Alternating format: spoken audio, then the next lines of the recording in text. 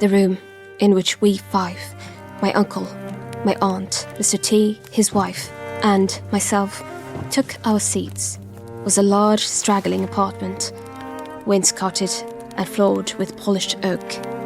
A great fire was blazing on the hearth, but the unused chimney smoked, and the wood, being damp, sputtered and cracked, and sent streams of smoke into the apartment.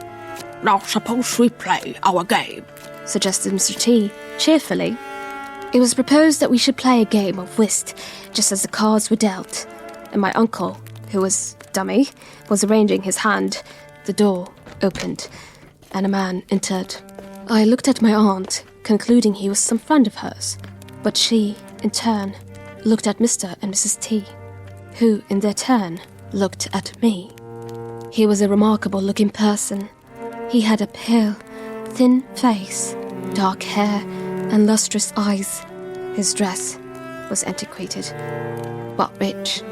"I hope I do not intrude," he said, in a low, sweet voice.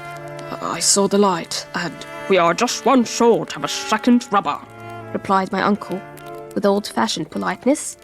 "When you take a hand, your arrival is most opportune." The stranger sat down. He played with a precision and a science I have never seen equaled. He was a proficient, and no mistake, but in silence, he never spoke a word. I remember the scene well. The large, dark room, with its imperfect light, the antique furniture, the 5 persons seated at the table, the pale, silent, immovable stranger, the howling of the wind, the pattering of the rain. I felt the stranger's eyes were fixed on me. A feeling of intense cold pervaded the apartment. The fire had died out.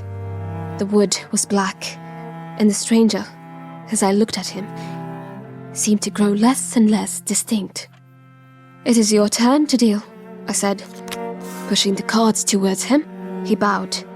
He did not take them up, but, rising, said, "I must wish you good night. I have a long journey before me." He was gone. Who is that gentleman? I asked, looking at my uncle. "I thought he was a friend of yours," said my uncle, looking at Mr. T. "I thought he was a friend of yours," said Mr. T. We looked at each other. My uncle rang the bell. The butler appeared. "Did you let a gentleman out just now, Stevens?" "No, sir. The door has been locked this hour past."